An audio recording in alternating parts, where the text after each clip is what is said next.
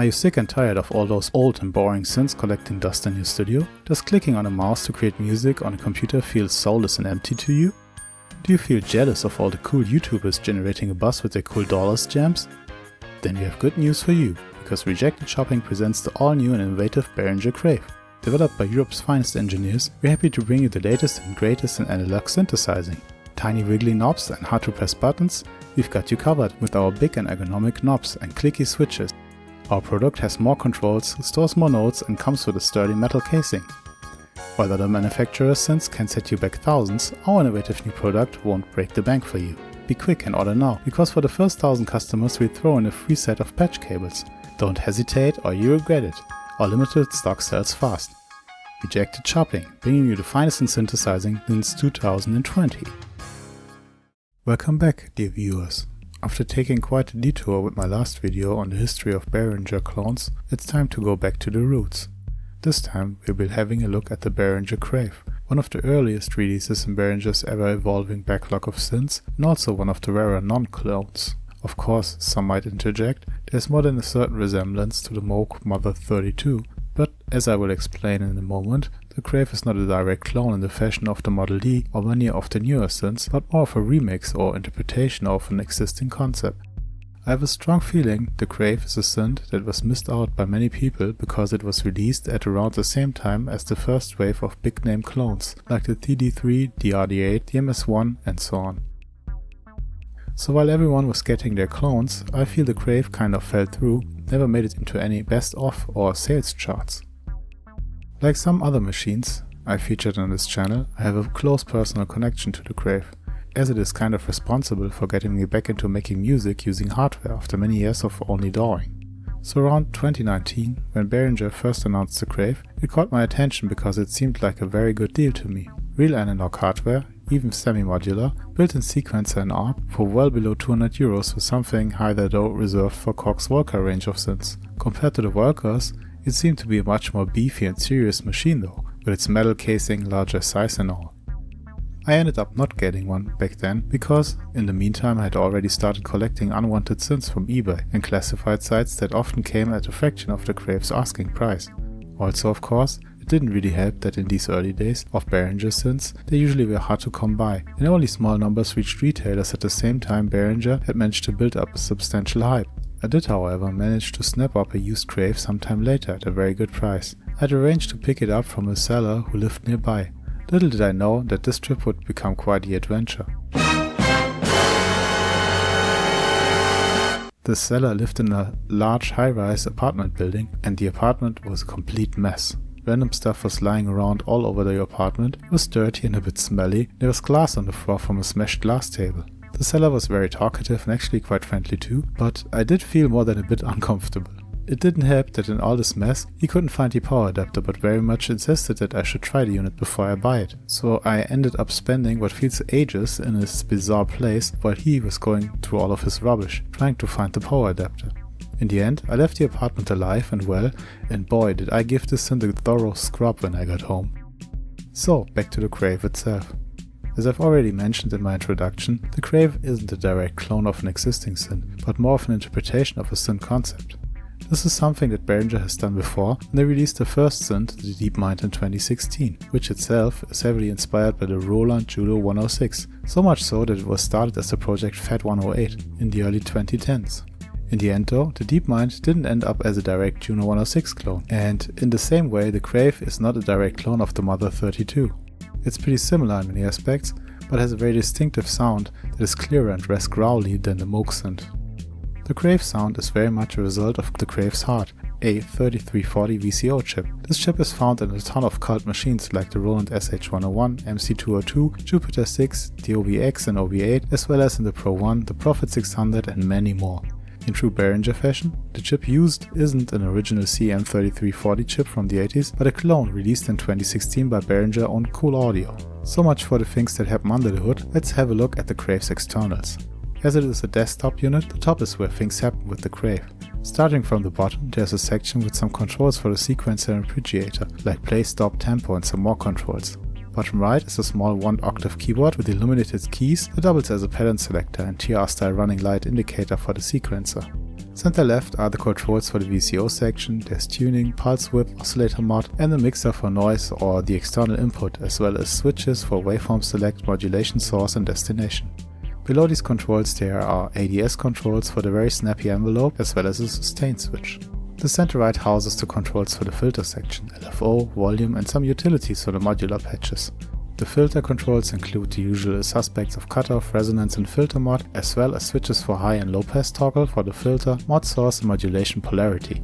The LFO section has basic controls for rate from wop wop slow to brrr fast, and a toggle switch to switch between square and triangle. The utilities include controls for glide and a 2-input mixer.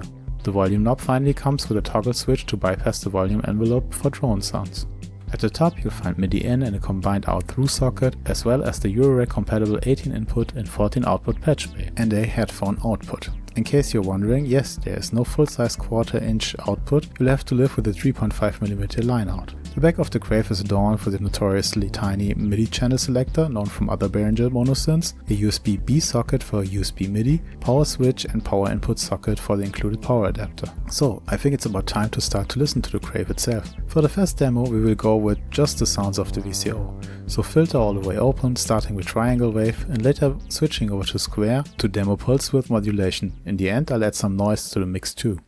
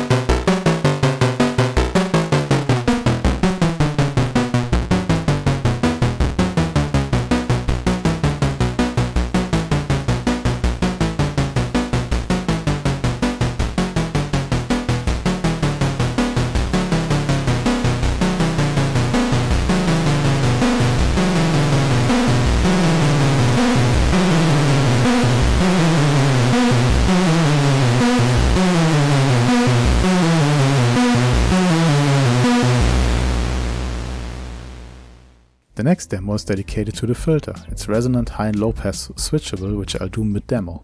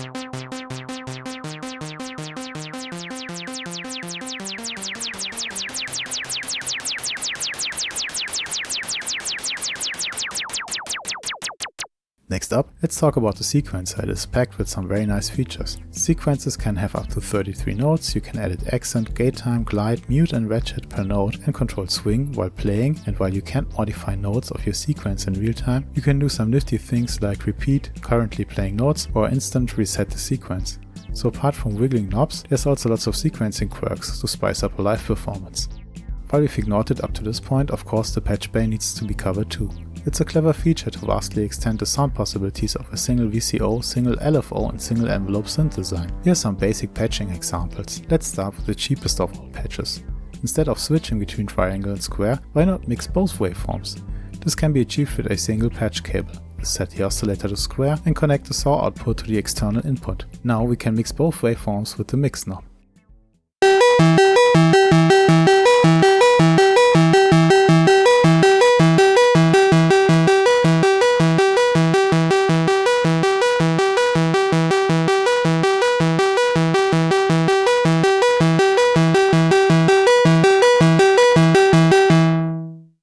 How about an additional oscillator? As the filter is resonant, it can be played like an additional oscillator. Plug a dummy cable into the external audio in to mute the noise source, crank the resonance all the way up and connect keyboard CV to filter cutter. Tada! A nice sine wave oscillator.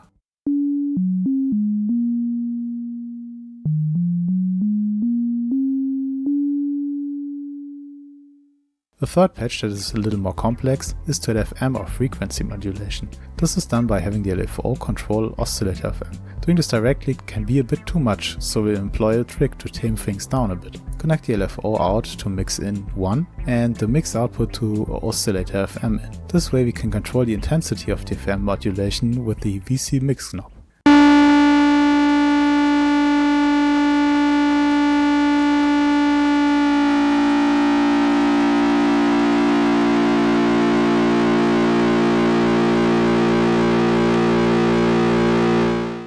So this was a short patching introduction. There are many more things you can do with the Patchbay, and if you invite another modular synth like the Neutron to the party, things can become pretty interesting or confusing, depending on your understanding of modular. For the last part, as you might know, I always aim for a full demo song, which of course is a bit challenging with a single VCO synth, so this time around I'll cheat by adding layers of recording the same machine playing different sequences. Some basic drum sounds are sampled from the Crave too, so it's an all Crave sound demo.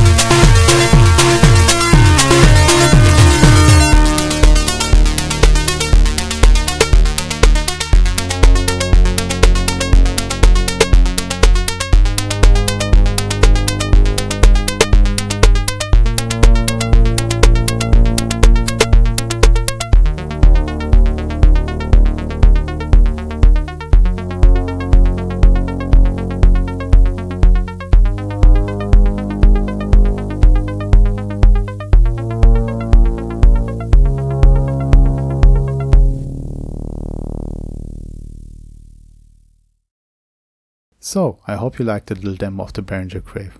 While it's not the most versatile synth on earth, I feel it's a great first synth for people who are getting into analog and modular. It sometimes is a little cryptic to use if you only resort to using the machine without the PC software, which, by the way, makes programming the Crave a lot more straightforward, but somehow, this is also a big drawing point of the machine for me. Getting to learn all these button combinations feels like you become the member of a secret society somehow. But apart from the difficult programming, the actual tweaking of sounds is pretty straightforward, thanks to its mostly one knob or switch per function interface. Secondhand prices are another big argument for the Crave. With some patience, you can snatch one up for a little over 100 euros here in Germany at the moment. At this price, there really isn't any real competition out there that offers even nearly as much synth for the money.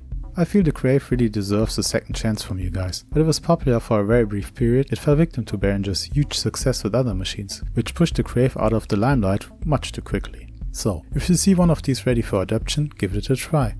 I'm sure it will turn out to be a great synth. So, as this is the end of the video, I hope I will see you soon with another synth.